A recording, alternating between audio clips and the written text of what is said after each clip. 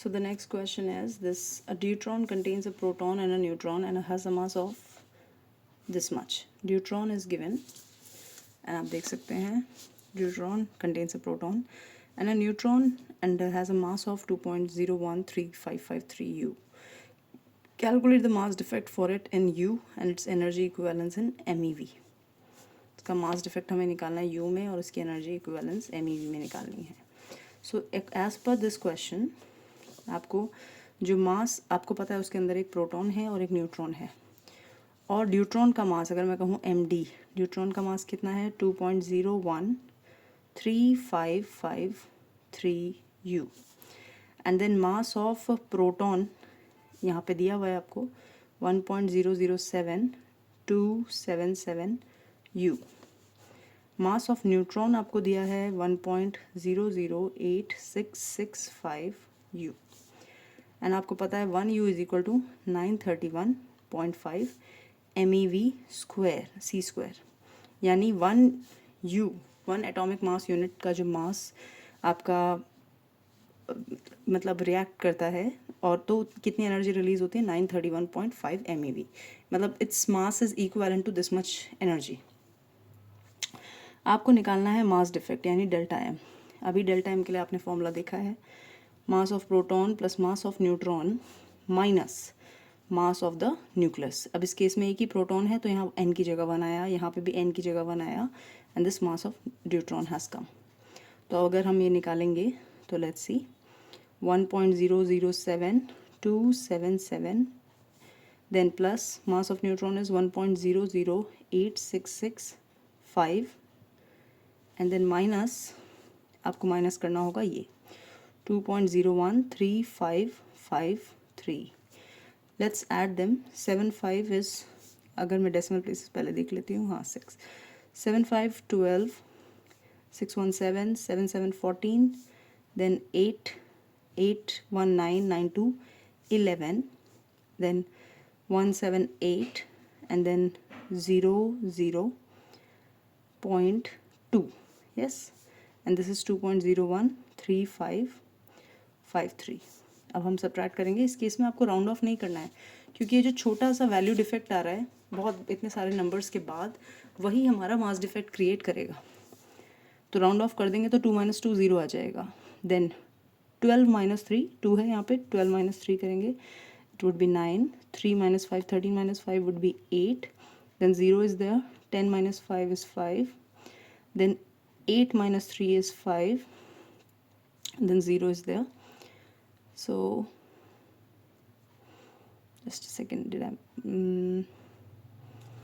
Hope हमने कोई mistake तो नहीं की है, हमने वैल्यूज़ करेक्ट पुट ऑन की हैं. 2.01355 yes. Then 1.007277, 1.008665 yes. So this is fine, this is fine. Then this subtract 7 5 12 we mentioned, 7 6 13, 1 14 yes 1, then 3 is there, 8 3 11, then 1, then this is your 8 8 8 should be 16. We did some error here, and then 1 would come here. Just a second, it has 6 decimal places, it should also have 6 decimal places. 7 5 12, that's fine. 7 6 13, 1 14, then 3 6 3 9. Just a second, let's do it again. Let's do it again to ensure that we get it done properly.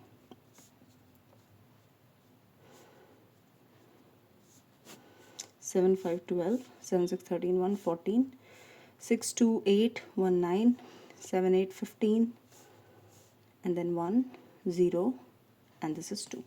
So the value that we get is 2.015942 minus 2.013553.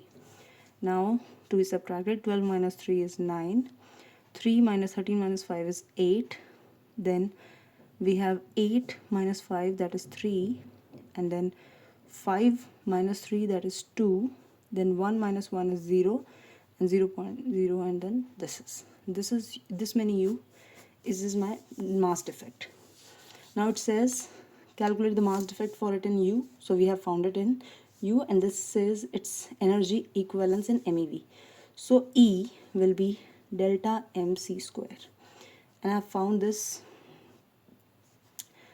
as 0.00238 और 1 U की जो energy होती है वो कितनी होती है, मतलब मैं इसको सी स्क्वायर से तो मल्टीप्लाई करूँगी, बट 1 U की जो एनर्जी है it is 931.5 MeV upon c square.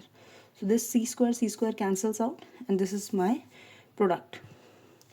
अब अगर आपके पास एग्ज़ाम में टाइम नहीं है, इनिशियली आपके पास टाइम होगा भी नहीं, तो आपको क्या करना है, बस इतने पे छोड़ना है. तो इतने पे आपके 3 मार्क्स हमारे कंप्लीट हो जाते हैं. तो this how we do this numerical.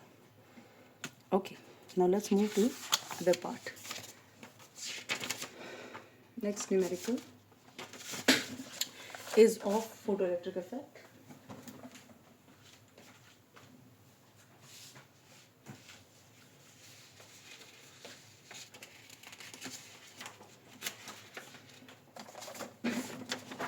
Next numerical के लिए अब हम ये रहा आपके सामने work function. So the work function of caesium, this is your question number 3. Work function of caesium is 2.14 EV. अब 2.14 का वर्क फंक्शन है. वर्क फंक्शन यानी कि h न्यू नॉट, इसको फाई से डिनोट किया जाता है. It is given as 2.14 EV. Now a, find the threshold frequency. A part आपको निकालनी है. Nu naught that is threshold frequency, वो मिनिमम फ्रीक्वेंसी की लाइट जिसे हमें इंसिडेंट करना होगा मेटल के सरफेस पे, so as to make it eject the photo electrons. So अगर दैट्स द केस तो आपको एच न्यू नॉट की वैल्यू ऑलरेडी उन्होंने 2.14 EV दी हुई है. अब क्या है कि मुझे न्यू नॉट चाहिए, so I can write 2.14 EV. Electron volt होता है. E, एक इलेक्ट्रॉन का चार्ज 1.6 × 10 की power -19 and this volt will put, and H की जगह आपका प्लैंक्स कांस्टेंट डाल सकते हैं. This 6.63 × 10 to the power -34. Planck's constant की जो आपकी यूनिट होती है वो होती है joule. H nu is energy, right. तो जूल पर सेकेंड है, दूसरी तरफ भेजते ही जूल सेकेंड हो जाएगा.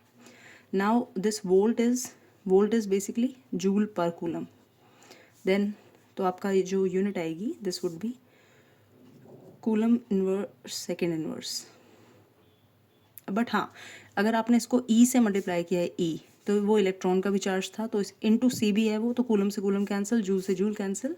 The answer that you would be getting would be in second inverse, that is hertz.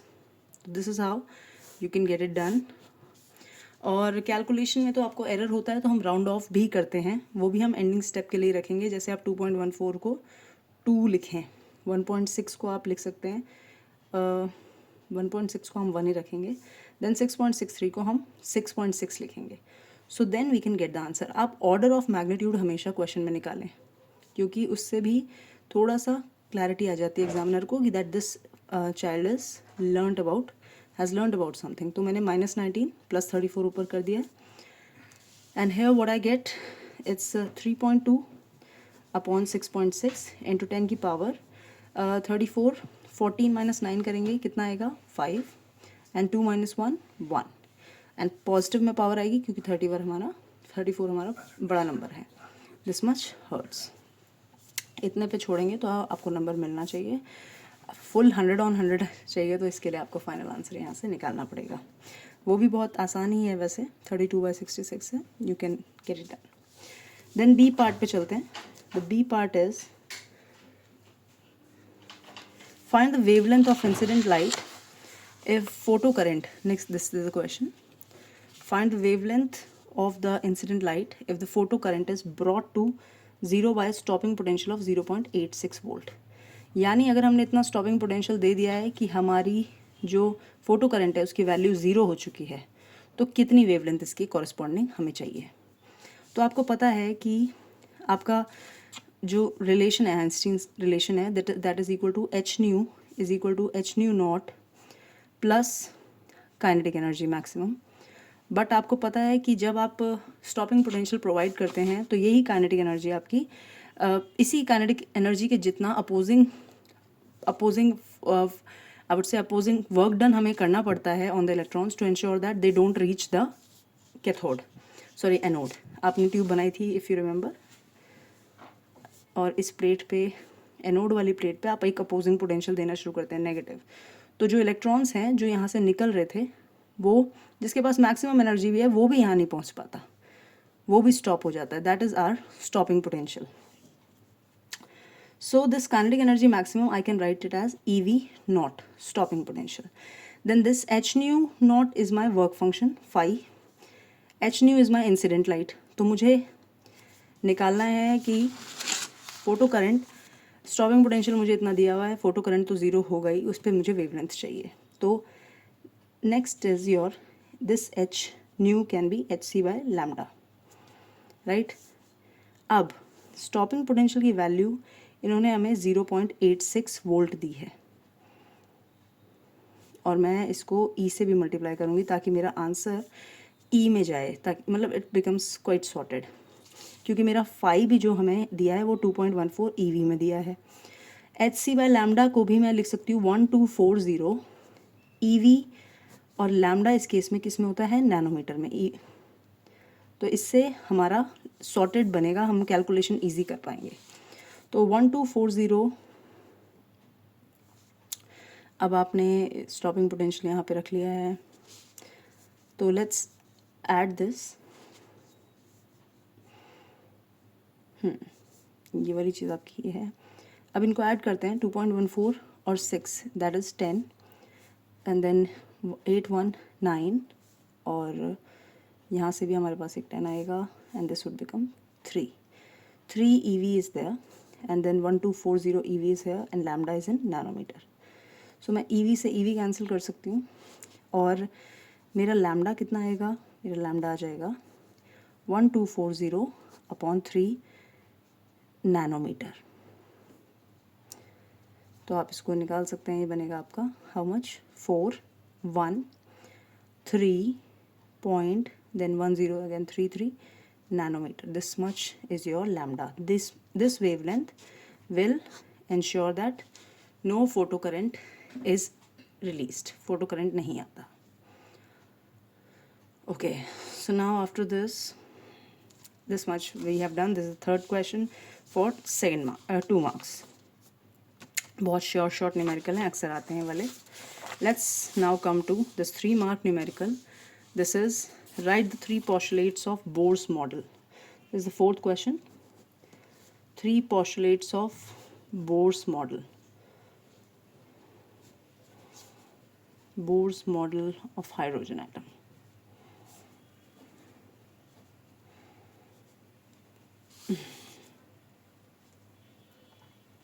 So class, पहला postulate तो आप क्या लिखेंगे? The electron moves around nucleus because of electrostatic force of attraction between nucleus and nucleus कैसा है हमारा, positive charge. Nucleus और electron के बीच में जो इलेक्ट्रोस्टैटिक फोर्स है उसकी वजह से electron moves around nucleus. This force is centripetal. ये फोर्स सेंट्रीपिटल है क्योंकि सर्कल में घूम रहा है, सो सेंट्रीपिटल इन नेचर। अब जो बात आपने यहाँ पे लिख दी, अगर आपके पास टाइम है तो आप ये पूरा स्टेटमेंट लिखिए, और टाइम की कमी है तो आप क्या लिखेंगे, mv² upon r is equal to 1/4। आप k लिख लीजिए, k E into ZE।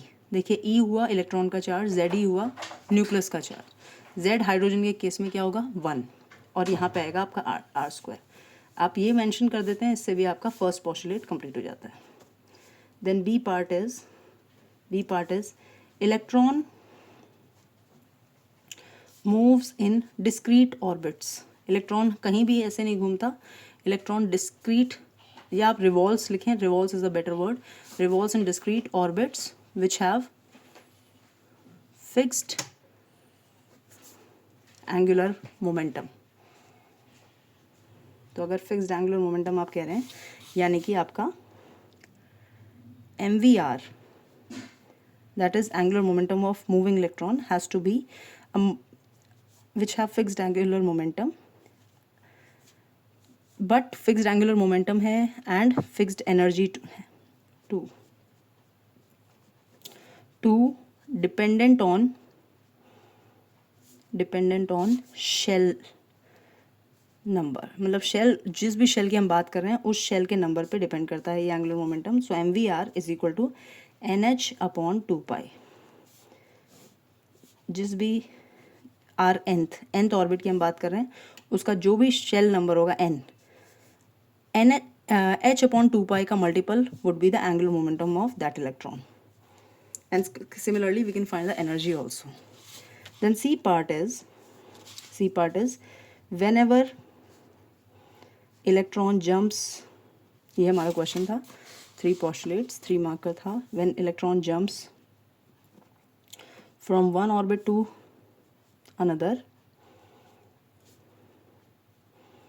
It absorbs और रिलीजेस एनर्जी। ये एब्जॉर्ब करता है, इट एब्जॉर्ब्स और रिलीजेस एनर्जी। सो यानी कि अगर आपने एक पॉजिटिव चार्ज न्यूक्लियस बनाया, या आपने पहला ऑर्बिट बना दिया, दूसरा ऑर्बिट बना दिया, सो अगर इलेक्ट्रॉन इस ऑर्बिट से इस ऑर्बिट में आएगा तो इस दौरान वो क्या करेगा, एनर्जी रिलीज़ करेगा। इसकी एनर्जी, लेट्स से ये आपने En+1 लिखा है और ये En लिखा है, तो it says En+1 minus En+1 level से En लेवल पे निकलते हुए इलेक्ट्रॉन एनर्जी इजेक्ट करेगा, एंड दैट एनर्जी